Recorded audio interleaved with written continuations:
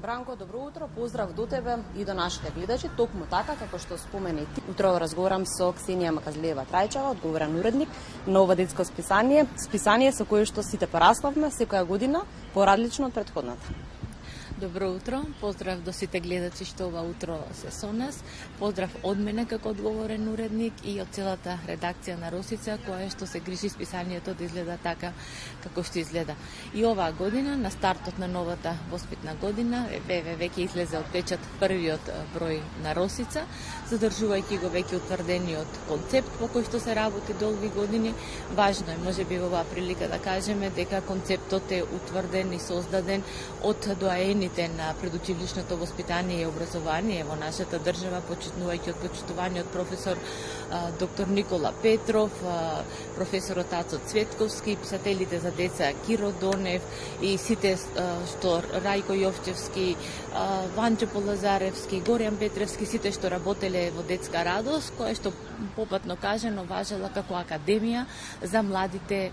писатели и илустратори. И тука ни страниците на Росица и другите списанија на Детска радост, другарче Разбегор и Насред, се формирале многу писателски, илустраторски, но и новинарски имиња. Во тие списанија биле објавени и талентите кои што уште во градинка или во првите училишни денови, па подоцна веќе се реализирале себе си како успешни во талентот кој што го поседуваат, а она што нам не останува сега завет е да го следиме, но и да го надградуваме тој концепт. Токму затоа и Росица се труди секоја година да понуди нешто ново, нешто интересно, нешто што секако е во склад со програмата за рано учење и развој. Росица е списание кое што е одобрено и препорачено за употреба како од педагошката служба при МОН, така и од Министерството за труд и социјална политика, и токму тоа ни е цел, се трудиме секоја година да ја оправдаме довербата која што ни е дадена. Росица главниот дел, значи литературно списание кое што поместува бројни литературни прилози со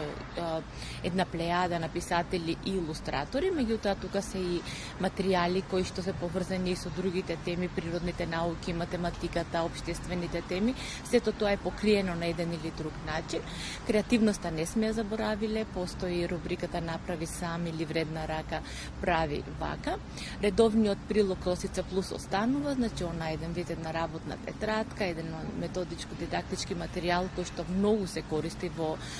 градинките со цел да се утврди она што го има за цел програмата за рано учење и развој. Прилогот за родители и оваа година ќе биде тука со цел да им се помогне на младите родители да одговорат поуспешно на сите теми и дилеми кои што се јавуваат во процесот на воспитување на нивните деца во првите 5-6 години. И она што оваа година како ново го поставуваме е овој дидактички материјал, манипулативни мемориски картички со кои децата преку визуализација ќе можат да учат одредени поими и случувања како во природата, така и во општеството. Во првиот број ги имаме есенските овошја, значи од едната страна се поставени овошките, а веќе во внатрешниот дел се поставени дрвцата или каде всушност тие растат, значи низ игра да можат да откријат што е она што есента ни го носи, како изгледаат и да ги именуваат секако овошките. И сега тука секако е корелацијата со сите други предмети, да изброиме колку се, каква боја имаат, каде растат, каде се одгледуваат, кое е моето омилено овошје и така. Натаму и овие картички секако се поврзани со содржините кои што се веќе внатре приложени. Бидејќи минатата година се случи тоа што се случи со COVID-19, вие добивте награда всушност затоа што успеавте на некој начин преку социјалните мрежи да бидете присутни во секој дом на секој детенце. Да, со почнувањето на пандемијата и затварањето на работата на градинките во 2020 година, че на второто полугодие, ние како една редакција која што е одговорна, на која што секогаш води грижа за децата и воспитувачите па и родителите, на нашата Facebook страница, значи електронски ги поместивме сите содржини да им бидат од корист на воспитувачите во на време кога се одржуваше онлайн наставата. Меѓутоа веќе од септември почнавме со печатената верзија, и ако бројот на децата во градинките беше намален, сепак Росица беше таму меѓу децата цела година, и за наша среќа и таа година ја добивме довербата од децата, родителите и воспитувачите. Бевме присутни оваа година повторно еве се враќаме со надеж дека повторно ќе бидеме оној прв избор, затоа што Росица низ годините досега никогаш не отстапила од својот концепт, секогаш честно и одговорно се однесувала кон градинките и нивната доверба, и она што е можеби единствено што важи за Росица е дека на иницијатива на филолошките и на педагошките факултети неколку години наназад пред почетокот на пандемијата се реализираа неколку советувања и обуки, при што воспитно-образовниот кадар беше сертифициран со сертификат за употребната вредност на Росица во воспитно-образовниот процес во предучилишното воспитание и образование. Тоа значи дека она што како концепт, како содржина, како понуда, како подадена рака во реализирањето на програмата за рано учење и развој е препознаена од високообразовните институции, и на нивна препорака, значи имаме и нивната поддршка, дека Росица е она што навистина помага, ги развеселува децата, но и со својот концепт ги задоволува сите оние високо методичко, дидактички, литературни и естетски вредности кои што треба да ги има едно списание за деца, а кое што Росица несомневно